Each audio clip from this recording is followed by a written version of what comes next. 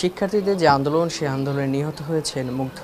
সেই মুগ্ধর বাসায় এই মুহূর্তে আছি এবং তিনি যে রুমে ঘুমাতেন, যে ল্যাপটপ ইউজ করতেন, সেগুলো একটু দেখার চেষ্টা করছি, স্মৃতি চারণ করার চেষ্টা করব। ভিতরে আছেন তারই ভাই স্নিগ্ধ, তার সঙ্গে কথা বলে জানার চেষ্টা করব কেমন ছিলেন এবং কীভাবে তিনি সময় কাটাতেন। আমরা দেখছি এই মুহূর্তে তার যে ভাই স্নিগ্ধ, সেই ভাই কিন্তু এই মুহূর্তে আসলে কম্পিউটারের সামনে বসে আছেন। স্নিগ্ধ ভাই, একটু কথা বলতে চাই। এই চেয়ারটিতে তো বসতেন মুগ্ধ, আপনি এখন বসে আছেন, একটু যদি বলতেন যে তার যে জিনিসপত্র বা তার সঙ্গে তো আপনি একই বিছানায় শুতেন, ভাই একজনের সাথে আরেকজন বন্ধন, যমজ ভাইও আমরা বলা চলে, একটু যদি বলতেন। আসলে ও তো আমার শুধুমাত্র ভাই ছিল না, ও আমার বেস্ট ফ্রেন্ড বলেন, আমার কলিগ বলেন, সব কিছুই আমরা সেম টাইপের সার্ভিস ফ্রিল্যান্সার হিসেবে প্রোভাইড করতাম। তো আমরা দেখা যেত সারা রাত ধরে আমরা আমি এই ডেস্কে বসে আমরা কাজ করতাম, আর সকালে ফজর আজানের পর ঘুমাতে যেতাম। ইউজুয়ালি আমরা এই বিছানাটা ইউজ করতাম, এখানে এই পাশে ঘুমাতো মুগ্ধ আর এই পাশে ঘুমাইতাম আমি।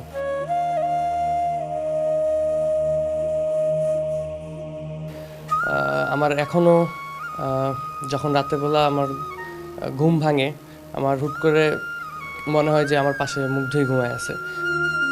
ছোটোবেলার থেকেই জন্ম হয়েছি একসাথে, কিন্তু মৃত্যু তো একসাথে হইতে পারে নাই। এখন ওই অভ্যাসটা রয়ে গেছে যে আমি অর্ধেক বিছানা নিয়েই ঘুমাই।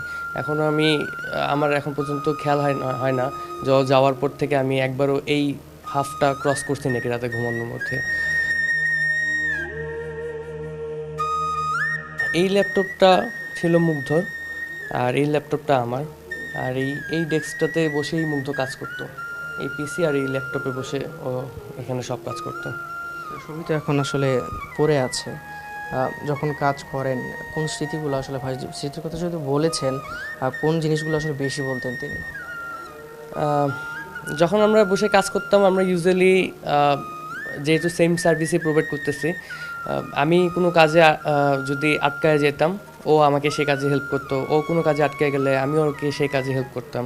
ইভেন যখন আমরা ডেস্কে বসে থাকতাম, আমাদের জায়গাটা কিন্তু বেশি একটা বড় না। যখন আমি টায়ার্ড হয়ে যেতাম, পিছনে হেলান দিতাম, তখন পিছনে ওর ঘাড়ের উপর যে পড়তাম। ও যখন হেলান দিত, তখন আমার ঘাড়ের উপরে এসে পড়তো।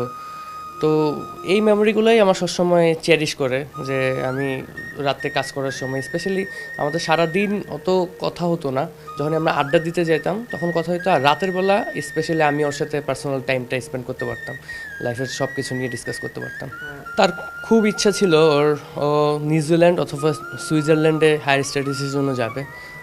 বিউপিতে মাস্টার্স কমপ্লিট করার পরই ও এটার প্রিপারেশনও নিচ্ছিল, অলরেডি আইএলস করতেছিল মেন্টোস থেকে। বাট এই স্বপ্ন আর পূরণ করা হয়নি। আর ওর এটা খুব বড় ড্রিম ছিল যে ও সুইজারল্যান্ডে যদি যেতে পারে, সেখানে ইউরোপের 29টা কান্ট্রির অ্যাক্সেস ফ্রি, সেখানে বাইক নিয়ে 29টা কান্ট্রিতেই ট্রাভেল করার ইচ্ছা ছিল, যেমনটা বাংলাদেশের প্রত্যেকটা ডিস্ট্রিক্ট ওর করার ইচ্ছা ছিল। আমার স্বপ্ন আছেই, এখন ওর স্বপ্ন আলাদা করে আমার ঘাড়ে আসছে। অ্যান্ড ও বাসার ফ্যামিলির, আমার বাবা মাকে যেভাবে টেক কেয়ার করতো, আসলে আমি জানি না আমি কতটুকু এইভাবে টেক কেয়ার করতে পারবো, বাট আমি আমার চেষ্টা করব যে ওর স্বপ্নগুলা, ও আমার বাবা মাকে নিয়ে যেরকম চিন্তা ভাবনা করতো, বাবা মাকে নিয়ে যেরকম স্বপ্ন দেখতো, আমি ওর স্বপ্নগুলো যাতে আমি পূরণ করতে পারি।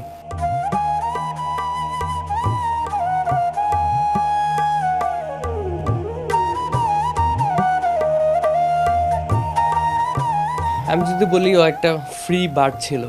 ও যখন যেখানে মন চেত সেখানেই দৌড় দিত, যখন মন চেত ট্যুর দেওয়ার কথা তখনই দৌড় দিত। সো চাকরিটা এমন একটা জিনিস যেটা আমরা দুই ভাই সবসময় অ্যাভয়েড করছি, কারণ আমরা চাই না যে কোনো একটা জায়গায় আটকায় থাকতে। আমরা যাতে বিভিন্ন জায়গায় আমাদের নিজেদের ইচ্ছা মতো আমরা ফ্রি মুভমেন্ট করতে পারি, এবং কারোর অধীনে আসলে আমাদের থাকার মেন্টালিটিটাও ছিল না। ছোটোবেলার থেকে আমরা সেভাবেই গ্রো আপ হয়েছি, অ্যান্ড সেভাবেই আমরা আগাচ্ছিলাম যে আমরা কারোর অধীনে থাকবো না, আমরা আমাদের মতন ফ্রিভাবে আমরা আমাদের কাজ করবো, অ্যান্ড আমরা ওয়ার্ল্ড এক্সপ্লোর করবো। ও সবসময় আমাকে বলতো যে একদিন আমি ফেমাস হব, অ্যান্ড একদিন আমাদের মীর বংশের নাম উজ্জ্বল করব। বাট আজকে লিটারেলি পুরো দেশবাসী ওর জন্য দোয়া করতেছে, ওর জন্য কান্না করতেছে। বাট ও এই জিনিসটা এখন দেখে যেতে পারে নাই, জানি না উপর থেকে দেখতেছে নাকি দেখতেছে না।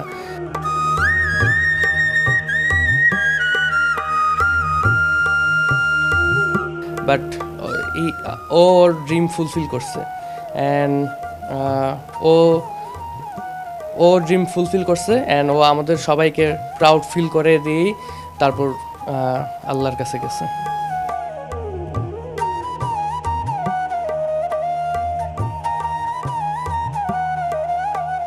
আমাদের আসলে প্ল্যান ছিল যে আমরা এই মাসের মধ্যেই আমরা তিনও ভাই একসাথে বাংলাদেশ ট্যুরে বের হবো, টেকনাফ টু তেঁতুলিয়া 64 ডিস্ট্রিক্টই, যতদিনই লাগুক, যেহেতু আমরা রিমোট ওয়ার্কার, আমাদের অফিস নিয়ে কোনো সমস্যা নেই। তো আমাদের প্ল্যান ছিল এটাই যে আমরা 64 ডিস্ট্রিক্ট ট্রাভেলে বের হব। আর এটা হলো মুগ্ধর বাইক। এই বাইকটা মুগ্ধর খুব হার্টের কাছাকাছি ছিল। ও এই বাইকটার নাম দিয়েছিল বাম্বলবি। আমার একটা ঘটনা মনে পড়ে, আমি মাঝখান দিয়ে ওর থেকে এই বাইকটা কিনতে চেয়েছিলাম। তো ও আমাকে বলছিল যে আমি আমার বাম্বলবি কখনো সেল করবো না, কারণ এই বাম্বলবি দিয়ে আমি সবগুলো ডিস্ট্রিক্টে ঘুরে বেড়াইছি অ্যান্ড 64 ডিস্ট্রিক্টে আমি এই বাম্বলবির সাথে আমার ছবি রাখতে চাই। আমি লাগলে নতুন বাইক কিনবো, তারপরও এই বাইক আমি রেখে দিব। এরকম এতটা ক্লোজ ছিল এই বাইকটা ওর হার্টের। আমার যেহেতু পাসপোর্ট ইতালি এমবেসিতে জমা দেওয়া, আমাদের প্ল্যান ছিল আমার পাসপোর্টটা আমি হাতে পেলে আমরা ইন্ডিয়ান ভিসা লাগাবো, আমরা তিনও ভাই, অ্যান্ড ইন্ডিয়ান ভিসা লাগিয়ে আমরা লাদাখ ট্যুর দিব। আর এখন এই মাসে আমাদের প্ল্যান ছিল যে আমরা উত্তরবঙ্গ দিয়ে শুরু করব, আগে উত্তরবঙ্গ কভার করব, তারপর আস্তে আস্তে বিভিন্ন বঙ্গগুলা কভার করব। বাট সেই প্ল্যান আর বাস্তবায়ন হলো না।